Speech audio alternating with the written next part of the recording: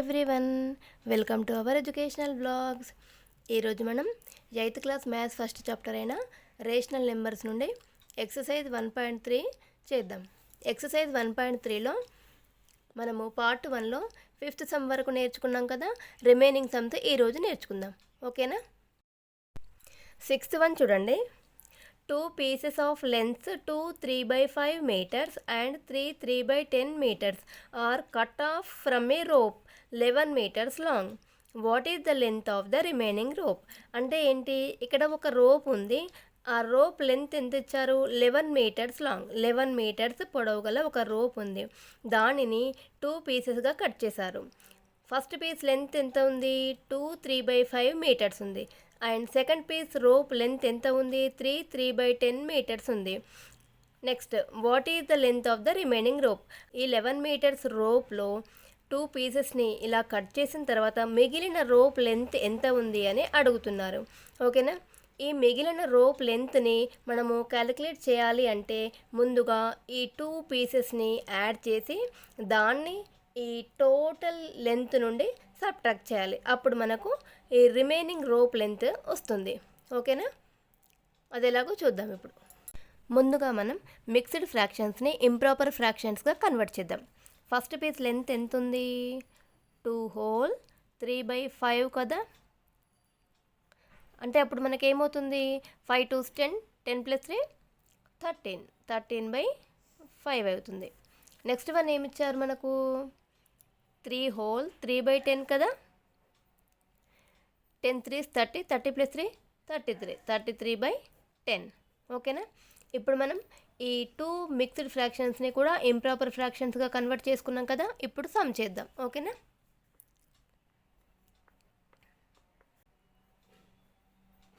Given length of 2 pieces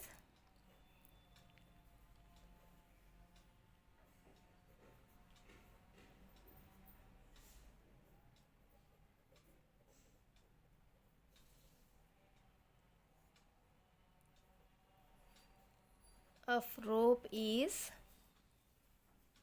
first one ఏంటి? 13/5 meters కదా. 13/5 meters. And second one ఏంటి? 33/10 meters కదా, ఓకేనా. ఇప్పుడు మనకు టోటల్ రోప్ యొక్క లెంత్ ఎంత? 11 meters కదా. అది రాసుకుందాం. length of a rope is equals to 11 meters, ఓకేనా. ఈ 11 meters రోప్లో 2 పీసెస్ యొక్క లెంత్ మనకు తెలుసు, కానీ రిమైనింగ్ రోప్ యొక్క అంటే థర్డ్ పీస్ యొక్క లెంత్ ఏంటో మనకు తెలియదు కదా. కాబట్టి దాన్ని ఎక్స్ అనుకుందాం, ఓకేనా. Let the length of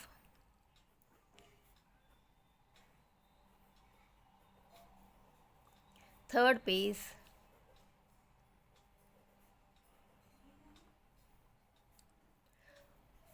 of rope be x, ఓకేనా. నెక్స్ట్, ఫస్ట్ పీస్ లెంత్ ఎంత మనకు? 13/5 కదా. 13/5. సెకండ్ పీస్ లెంత్ ఎంత మనకు? 33/10 కదా. 33/10. నెక్స్ట్, థర్డ్ పీస్ లెంత్ ఎంతో మనకు తెలియదు కాబట్టి దాన్ని ఎక్స్ అనుకున్నాం కదా, ప్లస్ ఎక్స్. టోటల్ రోప్ యొక్క లెంత్ ఎంత? 11 కదా, 11 meters కదా, 11, ఓకేనా. ఇప్పుడు 5ని 10ని ఎల్సిఎం చేస్తే మనకు ఎంత వస్తుంది? 5 10, 5 1s 5 2s, 5 × 1 × 2, 5 2s ఎంత? 10. మనకు ఎల్సిఎం ఎంత వచ్చింది? 10 కదా. 5ని దేంతో మల్టిప్లై చేస్తే 10 వస్తుంది? 5 2s 10 కదా. ఇప్పుడు న్యూమరేటర్ని 2తో మల్టిప్లై చేయాలి కదా. 13 2s ఎంత? 26 కదా. 26 ప్లస్ 10ని దేంతో మల్టిప్లై చేస్తే 10 వస్తుంది? 10 1s 10 కదా. కాబట్టి న్యూమరేటర్ని 1తో మల్టిప్లై చేసాం కదా. 33 1s ఎంత మనకు? 33, ఓకేనా. Plus x is equals to 11. 26 plus 33 ఎంత అవుతుంది మనకు? 59/10 plus x is equals to 11, ఓకేనా. Next, x is equals to మనకేమవుతుంది? 11 - 59/10, ఓకేనా. Next x is equals to 11ని మనం 11/1గా కూడా రాసుకోవచ్చు కదా. ఇప్పుడు ఈ రెండింటిని సింప్లిఫై చేద్దాం cross మల్టిప్లికేషన్లో.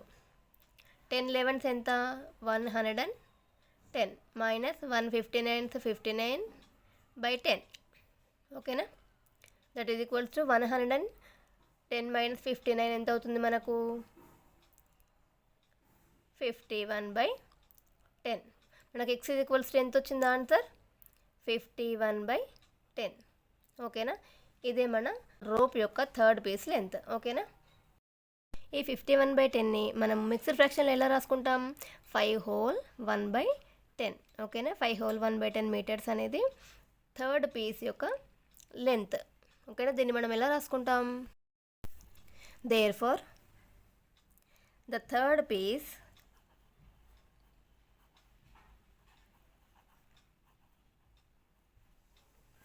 of a rope length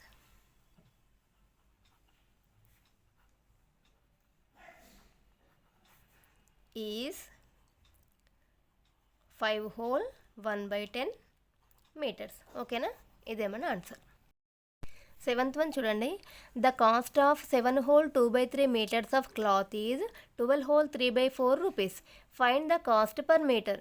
అంటే ఏంటి, ఒక క్లాత్ 7 హోల్ 2/3 మీటర్స్ ఉందట, దాని యొక్క కాస్ట్ ఎంత ఉంది, 12 హోల్ 3/4 రూపీస్ ఉంది.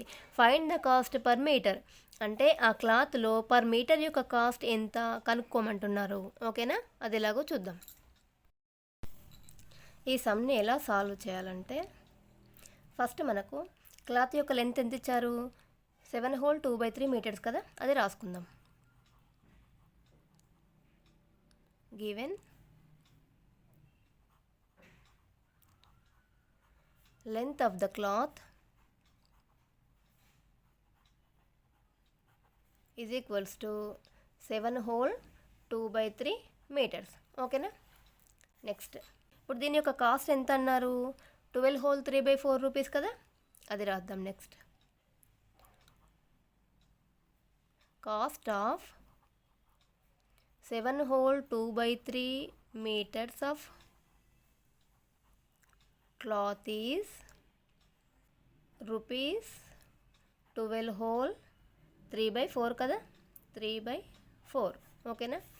Next find the cost per metre అని అడిగారు. దాన్ని మనం ఎలా రాయాలి, the cost of cloth per metre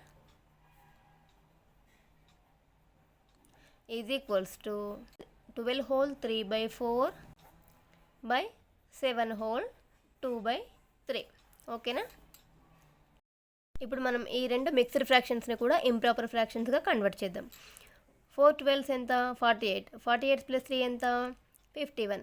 51/4/3 7s ఎంత, 21. 21 ప్లస్ 2 23. 23/3. ఓకేనా. నెక్స్ట్ 51/4 ఇంటూ డివిజన్ని మల్టిప్లికేషన్ చేస్తే ఫ్రాక్షన్ రివర్స్ అవుతుంది కదా, రెసిప్రోకల్ రాసుకుంటాం కదా, 3/23 ఈజ్ ఈక్వల్స్ టు 51 3s ఎంత, 153 కదా, బై 4 23s ఎంత, 92. ఓకేనా. ఇప్పుడు మనం దీన్ని ఎలా రాసుకోవచ్చు, 1 హోల్ 61/92. ఓకేనా. ఇంప్రాపర్ ఫ్రాక్షన్ని మిక్స్డ్ ఫ్రాక్షన్గా ఎలా కన్వర్ట్ చేస్తాము తెలుసు కదా, ముందుగా దీన్ని డివైడ్ చేయాలి కదా. 92 153/92ని డివైడ్ చేసి మనకు ఆన్సర్ ఎంత వస్తుంది, 92 1s ఎంత, 92. మనకి ఇక్కడ రిమైండర్ ఎంత వస్తుంది, 61 కదా. ఓకేనా. మనము ఎప్పుడైనా మిక్స్డ్ ఫ్రాక్షన్ని ఇలానే రాసుకుంటాం కదా. ఓకేనా. కాబట్టి 1 హోల్ 61/92. ఓకేనా.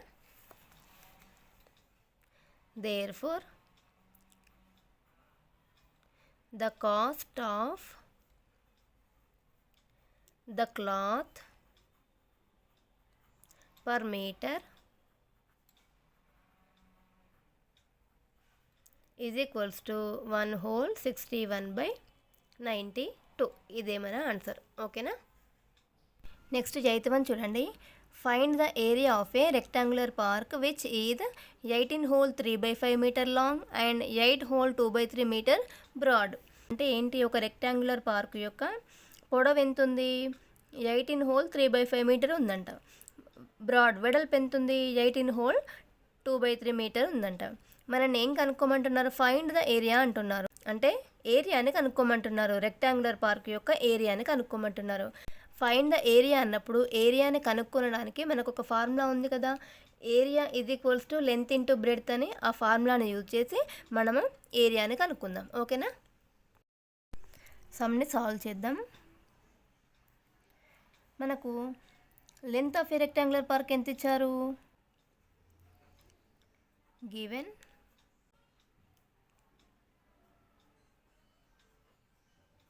length of a rectangular park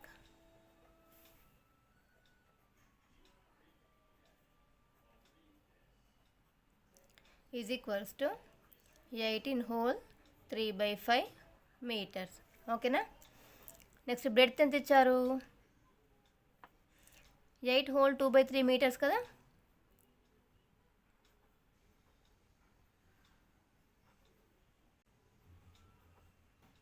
breadth of a rectangular park is equals to 8 whole 2/3 meters. ఓకేనా. అండ్ ఏం కనుక్కోమన్నారు, ఫైండ్ ద ఏరియా, ఏరియాని కనుక్కోమన్నారు కదా. దాన్ని ఎలా రాసుకుంటాం, let area of a rectangular park be x. మనకు తెలియదు కాబట్టి తెలియని దాన్ని ఎక్స్ అనుకుంటాం కదా. మనం ఇప్పుడు ఫార్ములా రాసుకుందాం. Area of a rectangular formula ఏంటి, లెంత్ ఇంటూ బ్రెడ్త్. ఓకేనా. Area of a rectangle is equals to length into breadth. ఓకేనా. ఈ ఫార్ములా ద్వారా మనం సమ్ని సాల్వ్ చేద్దాం. మనకు లెంత్ ఎంత ఇచ్చారు, ఏరియాని ఎక్స్ అనుకున్నాం కదా. లెంత్ ఎంత ఇచ్చారు, 18 హోల్ 3/5 మీటర్స్ కదా. 18 హోల్ 3/5 మీటర్స్ ఇంటూ బ్రెడ్త్ ఎంత ఇచ్చారు, 8 హోల్ 2/3 మీటర్స్. నెక్స్ట్ ఈ మిక్స్డ్ నెంబర్స్ని ఇంప్రాపర్ ఫ్రాక్షన్స్గా మనం కన్వర్ట్ చేసుకుందాం. 5 18s ఎంత, 90. 90 ప్లస్ 3 93/5 మీటర్స్ ఇంటూ 3 8s ఎంత, 24. 24 ప్లస్ 2 26. 26/3 మీటర్స్. మనకి ఇక్కడ క్యాన్సిలేషన్ పోతుంది కదా, 3 1s 3 31s. 13 ఇంటూ 26 మనకు ఎంత అవుతుంది, 806/5. ఓకేనా. Metre into metre, metre square కదా. 806ని 5తో డివైడ్ చేస్తే మనకు ఆన్సర్ ఎంత వస్తుంది చూద్దాం. 806 5 1s 5. 8లో నుండి 5 పోతే 3 వస్తుంది కదా, 0. 5 6 30. ఓకేనా. మనకు రిమైనింగ్ ఎంత ఉంది, 6 ఉంది. 5 1s 5 కదా. మనకి ఇక్కడ రిమైండర్ ఎంత వస్తుంది, 1 వస్తుంది కదా. ఇక్కడ డెసిమల్ పాయింట్ని యాడ్ చేసుకుంటే మనకి ఇక్కడ 0 రాసుకోవచ్చు కదా. 5 2s 10. ఓకేనా. మనకి ఇక్కడ రిమైండర్ ఏం రాలేదు కదా, 0 వచ్చింది కదా. కాబట్టి మనకు ఆన్సర్ ఎంత వచ్చింది, 161 పాయింట్. కానీ ఇది డెసిమల్ వాల్యూ. ఈ డెసిమల్ వాల్యూని ఫ్రాక్షన్గా మార్చినప్పుడు ఇక్కడ డెసిమల్ వాల్యూ మనకి ఎంత ఉంది, 0.2 కదా. ఇక్కడ డెసిమల్ వాల్యూని తీసేసి మనం 10 రాసుకుంటాం కదా. 2 1s 2 5s. డెసిమల్ వాల్యూని ఫ్రాక్షన్గా మార్చినప్పుడు మనకు ఆన్సర్ ఎంత వస్తుంది, 1/5. అంటే ఇప్పుడు మనకు ఆన్సర్ ఎంత వచ్చింది, 161 హోల్ 1/5. ఓకేనా. ఇదే మన ఆన్సర్. మీటర్ స్క్వేర్ కదా. So area of a rectangle ఎంత వచ్చింది మనకు? Therefore area of A rectangle is equals to 161 whole 1/5 meter square. ఓకేనా? ఇదే మన ఆన్సర్. నెక్స్ట్ 9th వన్ చూడండి. What number should -33/16 be divided by to get -11/4. క్వశ్చన్లో -33/16 ఏ నెంబర్తో డివైడ్ చేస్తే -33/16ని ఏ నెంబర్తో డివైడ్ చేస్తే -11/4 వస్తుంది అని అడుగుతున్నారు. ఓకేనా? మనకి ఇక్కడ డివైజర్ ఎంత ఇచ్చారు? -33/16 కదా. Given divisor is equals to -33/16. Next quotient ఎంత ఇచ్చారు? -11/4 కదా. Quotient is equals to -11/4. ఓకేనా? మనం ఇప్పుడు డివిడెండ్ ఎంతో కనుక్కోవాలి. Let the dividend be x. మనకు డివిడెండ్ని తెలియదు కాబట్టి ఎక్స్ అనుకుంటాం. ఓకేనా? ఈ డివిడెండ్ కనుక్కోవడానికి మనము ఇక్కడ ఒక ఈక్వేషన్ని ఫామ్ చేద్దాం. ఓకేనా? -33/16 divided by X is equals to -11/4. ఓకేనా? మనకు డివైజర్ ఇచ్చారు, కోషంట్ ఇచ్చారు, డివిడెండ్ని కనుక్కోమన్నారు కదా. డివైజర్ని అంటే ఈ నెంబర్ని ఏ నెంబర్తో డివైడ్ చేస్తే మనకు -11/14 వస్తుందని అడిగారు కదా. తెలియని నెంబర్ని మనం ఎక్స్ అనుకున్నాం. ఓకేనా? నెక్స్ట్ ఇక్కడ ఎక్స్ వాల్యూ కనుక్కోవడానికి ఈ ఈక్వేషన్ను రీఅరేంజ్ చేద్దాం. ఓకేనా? X is equals to -33/16 divided by -11/4. -33/16 into ఫ్రాక్షన్స్లో డివిజన్ని మల్టిప్లికేషన్ చేసినప్పుడు ఫ్రాక్షన్ రివర్స్ అవుతుంది కదా, రెసిప్రోకల్ రాసుకుంటాం కదా. రెసిప్రోకల్ రాసుకొని మల్టిప్లికేషన్ చేస్తాం కదా, 4/11 అవుతుంది కదా. ఇలా రెసిప్రోకల్ రాసుకొని మనం మల్టిప్లికేషన్ చేస్తాం కదా. ఇప్పుడు ఇక్కడ క్యాన్సిలేషన్ పోతుందా? 4 1s 4 4, 11 1s 11 3s. మనకి ఇక్కడ ఎక్స్ వాల్యూ ఎంత వచ్చింది? 3/4 వచ్చింది కదా. So therefore dividend is 3/4. ఇదే మన ఆన్సర్. -33/16ని 3/4తో డివైడ్ చేస్తే -11/14 అనేది ఆన్సర్ వస్తుంది. ఓకేనా? నెక్స్ట్ వన్ చూద్దాం. నెక్స్ట్ 10th వన్ చూడండి. If 36 trousers of equal sizes can be stitched with 64 meters of cloth, what is the length of the cloth required for each trouser? అంటే ఏంటి? 64 meters గల cloth ఉందట. ఆ క్లాత్లో 36 ట్రౌజర్స్ని అంటే 36 ప్యాంట్స్ అనుకోండి, ఈక్వల్ సైజెస్లో స్టిచ్ చేశారు. What is the length of the cloth required for each trouser? అంటే ప్రతి ఇండివిజువల్ ప్రతి ట్రౌజర్కి ఎంత పొడవు గల క్లాత్ అనేది అవసరమవుతుంది, అంటే క్లాత్ యొక్క లెంత్ అనేది ఎంత అవసరమవుతుంది అని అడుగుతున్నారు. ఓకేనా? మనకి ఇక్కడ నెంబర్ ఆఫ్ ట్రౌజర్స్ ఎన్ని ఇచ్చారు? 36 ట్రౌజర్స్. ఓకేనా? Given number of trousers are stitched is equals to 36. ఇక్కడ 36 ట్రౌజర్స్ని ఈక్వల్ సైజెస్లో స్టిచ్ చేశారు కదా. ఓకేనా? Next the length of the cloth used to stitch 36 trousers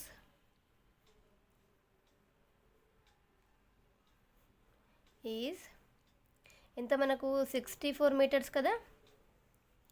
total length of cloth ఎంత ఇచ్చారు మనకు? 64 మీటర్స్ కదా. మనం ఇప్పుడు ఈచ్ ట్రౌజర్కి ఎంత లెంత్ ఆఫ్ క్లాత్ అవసరం అవుతుందో కనుక్కోవాలి. ఓకేనా? Length per trouser is equals to total length of cloth divided by number of trousers.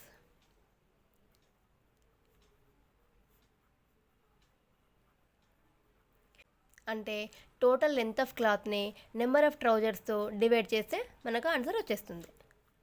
ఓకేనా? టోటల్ లెంత్ ఆఫ్ క్లాత్ ఎంత మనకు? 64 మీటర్స్ కదా. Divided by number of trousers ఎంత?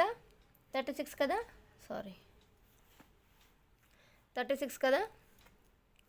ఇక్కడ క్యాన్సిలేషన్ పోతుందా?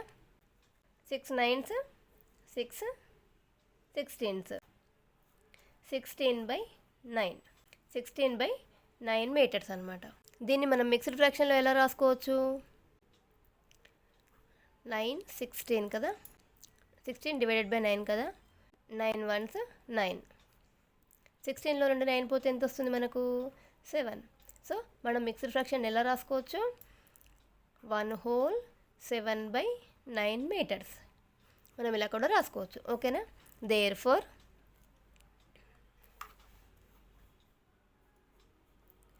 the length of cloth required for each trouser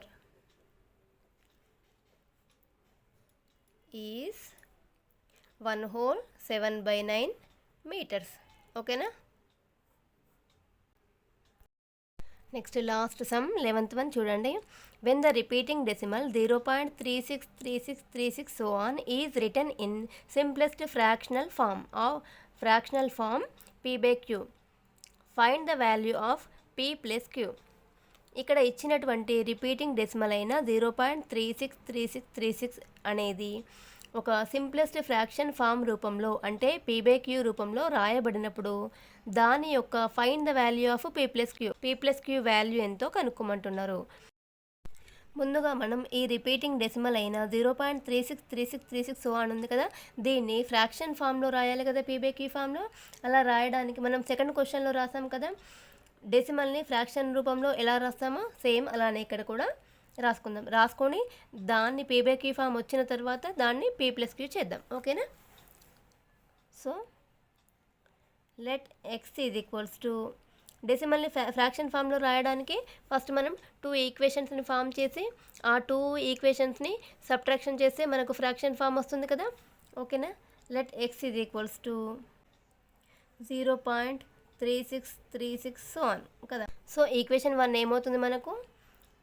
X is equals to 0.3636 so on. ఇది మనకు equation 1 అవుతుంది. ఓకేనా? ఇక్కడ మనకు పీరియడ్ ఎంత వస్తుంది అంటే ఏ నెంబర్స్ రిపీట్ అవుతున్నాయి? 3 మరియు 6 కదా, కాబట్టి మనకు 36 అనేది పీరియడ్ అవుతుంది. పీరియడ్సిటీ ఎంత వస్తుంది?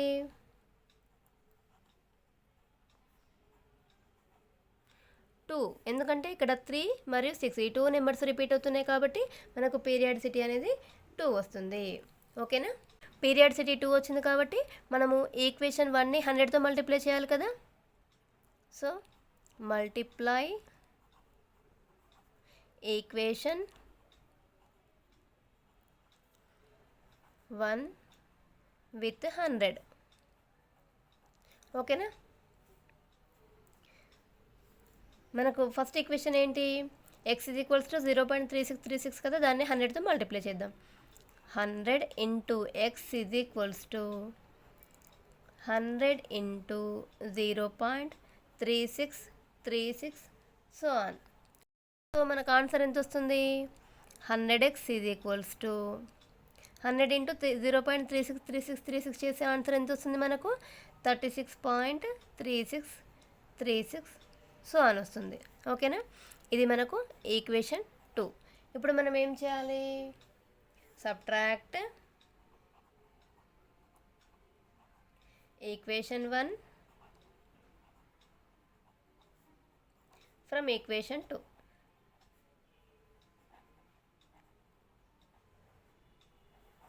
ఓకేనా, మనకి ఈక్వేషన్ 2 ఏంటి, 100x is equals to 36.3636 so on కదా. ఈక్వేషన్ 1 ఏంటి, x is equals to 0.3636 so on కదా.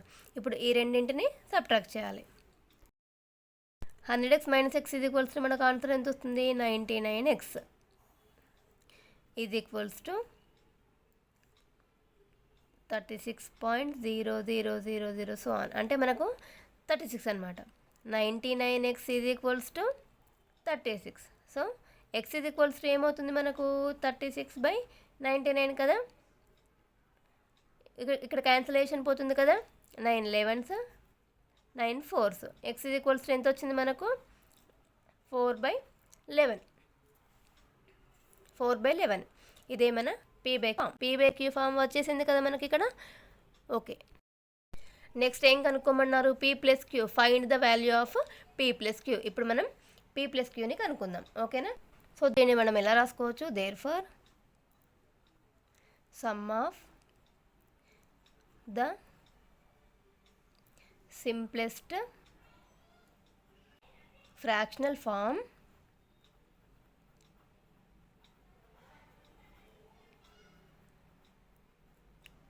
Of p/q is equals to మనకు ఎంత వచ్చింది, 4/11. ఓకేనా, నెక్స్ట్ p+q చేద్దాం. ఇక్కడ మనకు p/q వాల్యూ ఎంత వచ్చింది, 4/11 కదా. Next the value of p+q is equals to, p value ఎంత మనకు 4 కదా, 4 + q వాల్యూ ఎంత 11. ఓకేనా, 4 + 11 ఎంత 15 కదా. సో p+q వాల్యూ ఎంత వచ్చింది మనకు, 15. ఓకేనా, సో ఇక్కడ మనం ఇలా రాసుకోవచ్చు, therefore the value of p+q is equals to 15. ఇదే మన ఆన్సర్. ఓకేనా, అర్థమైంది కదా. ఈ వీడియో కనుక మీకు నచ్చినట్లయితే లైక్ చేయండి, మీ ఫ్రెండ్స్కి షేర్ చేయండి, అలాగే సబ్స్క్రైబ్ చేసుకోండి. సబ్స్క్రైబ్ చేసుకొని పక్కనే ఉన్న బెల్ ఐకాన్ని క్లిక్ చేయండి. దానివల్ల నేను పెట్టే నెక్స్ట్ వీడియో నోటిఫికేషన్స్ మీకు వస్తాయి. Thank you all.